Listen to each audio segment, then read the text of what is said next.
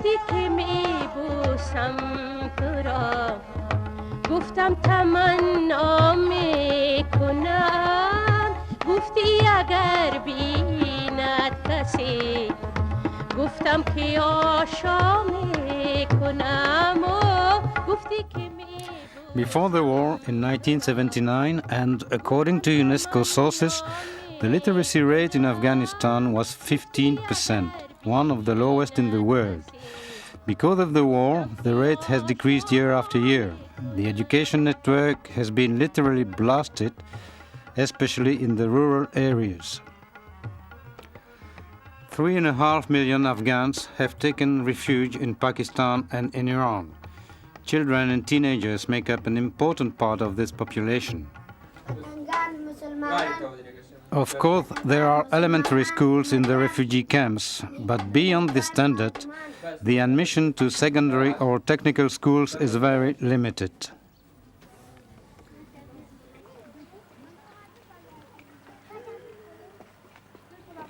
Following the institution of a new regime in Afghanistan, part of the refugees decided to go back to their country.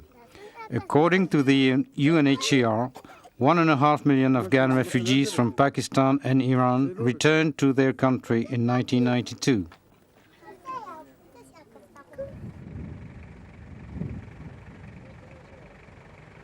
Although there is not yet any political stability, although there are still millions of mice in their fields, the Afghan refugees do hope to go home.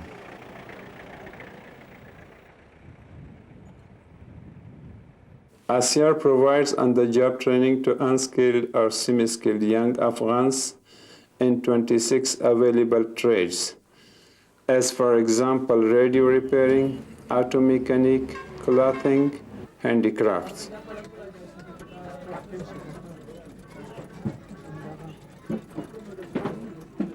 A Belgian NGO, Solidarité Afganistan SOSPG, initiated its humanitarian aid to Afghan refugees in Pakistan in 1985 and is implementing the project. Its main institutional partners are the Pakistani Ministry of Afghan Affairs and the miscellaneous political parties from the Afghan resistance. The main fund suppliers of the project are currently the CEC and the Belgian government. Previously, it was also financed by the UNHCR.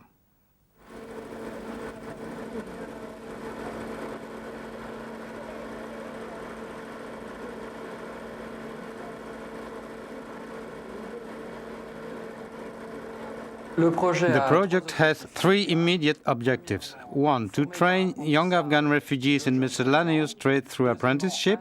Two, to insert these young Afghans into income-generating activities.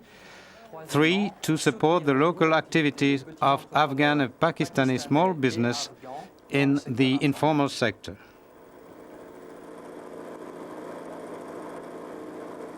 The group of beneficiaries is young Afghans aged 15 to 20 years from the refugees camps in Pakistan, including 25% candidates from vulnerable groups such as widows, orphans, and the disabled.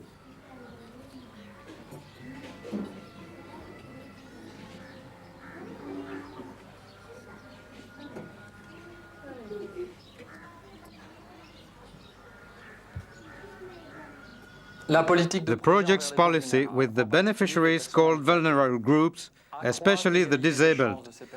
The project policy is to increase the chances of handicapped people of gaining a professional training and entering the employment market. Neither a special nor an overprotective treatment for the disabled persons. They are admitted in apprenticeship just like the able ones. Yet we check two things before the start of the training.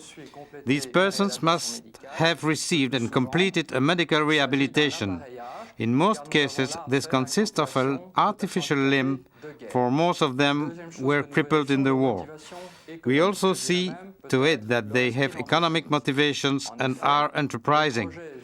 As a matter of fact, the project consists in supporting an economic process, that of the informal sector and its small business, and not in generating a welfare system.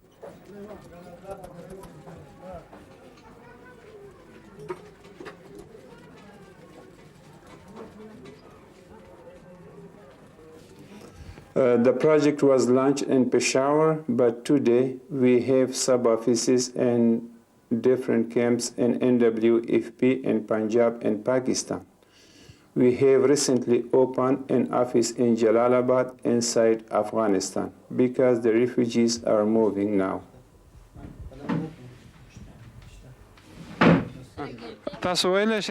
Where have you been trained as a mechanic? In Pakistan. I was a refugee there. I first set up a garage that I have now moved here in Afghanistan. Business is reviving here.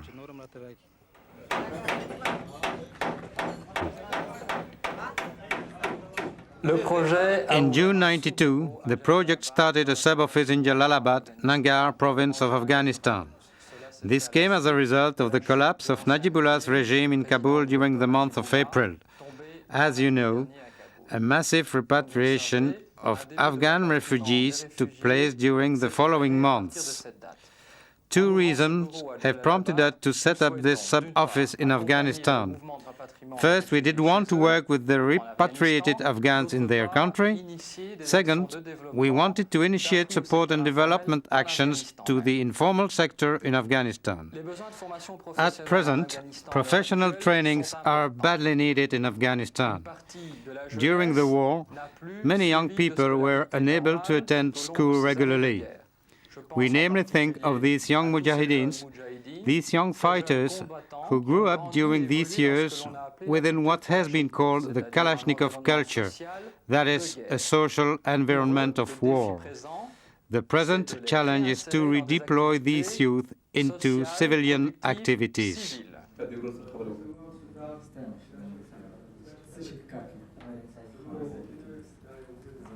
The selection of candidates takes place in the refugee camps in village through intensive interview and tests. Some candidates come here in our main office for application. Names of the selected apprentices are kept in the waiting list for gradual placement in workshops. Our target is to have permanently 800 undertaking apprentices per month. In order to keep the expected target, each graduated apprentices is immediately replaced by new candidates from the waiting lists.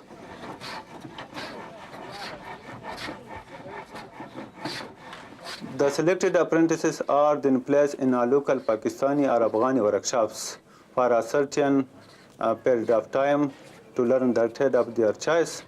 The period of training range is from 7 to 17 months.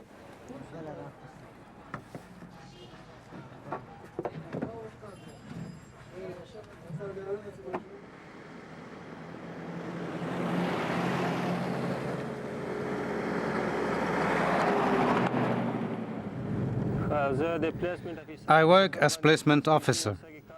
I visit the workshops where apprentices have been placed to assess the work progress of the apprentices and relationship with master.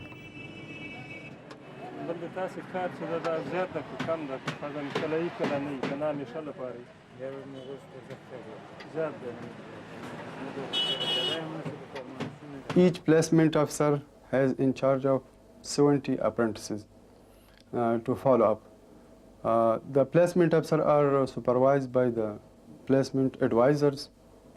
As a field officer, I set up each month the planning to follow up their visits.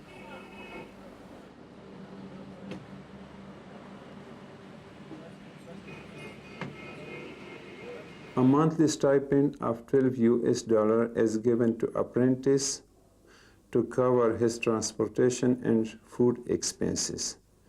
A certificate as well as a toolkit costing $60 is given to apprentice after completion of his training period.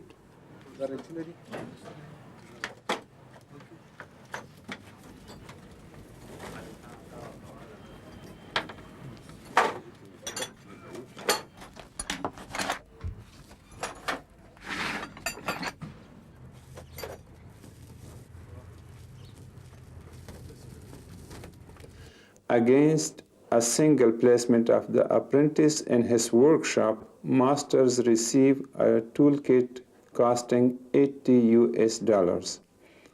Masters in that way are the second group of beneficiaries of the project.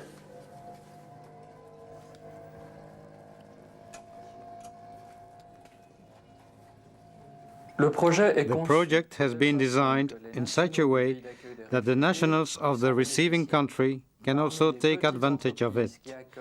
As a matter of fact, among the small workshops where young Afghan refugees are admitted, 50% are Pakistani, which is another way to support their development.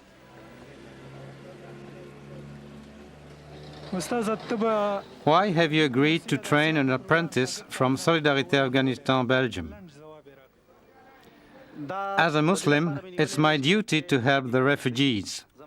I have been running this business for 20 years, and I have already trained several apprentices in my career. We and the Afghans have much in common. What they learn today in Pakistan will help them tomorrow in Afghanistan to rebuild their country. The interest of an approach through apprenticeship is that the apprentices are placed in an actual economic environment, that of the informal sector, within a network where economic and social connections are formed.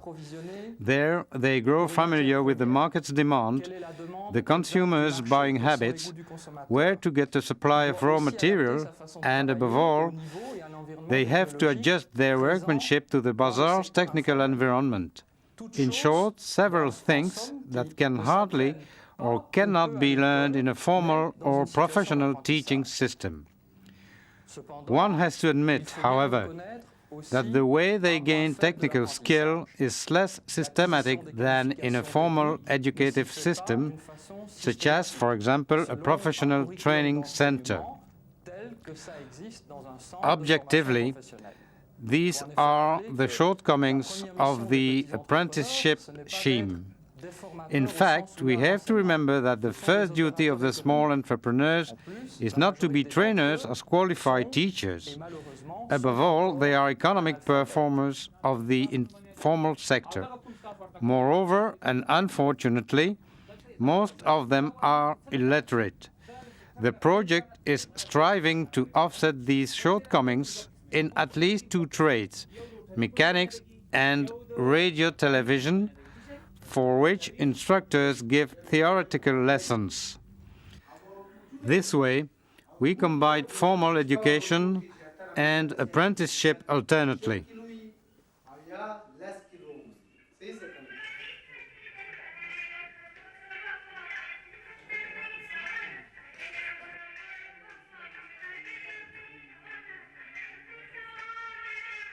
Three months after the date of the apprentice's graduation, our monitoring staff trace the ex-apprentices and collect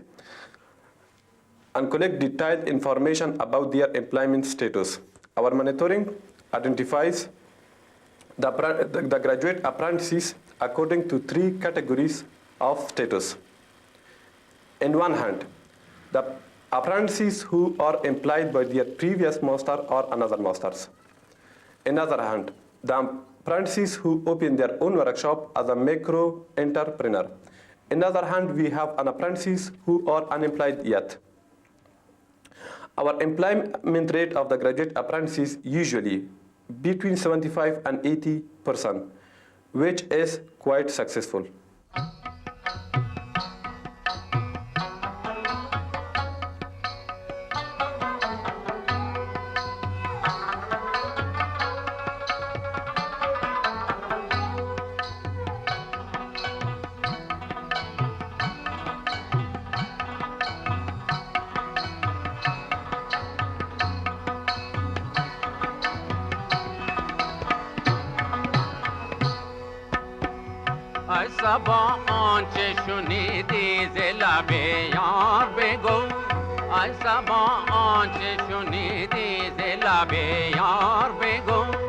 आशिकान महरम Rajan अख़यार बेगुल आशिकान महरम Rajan अख़यार बेगुल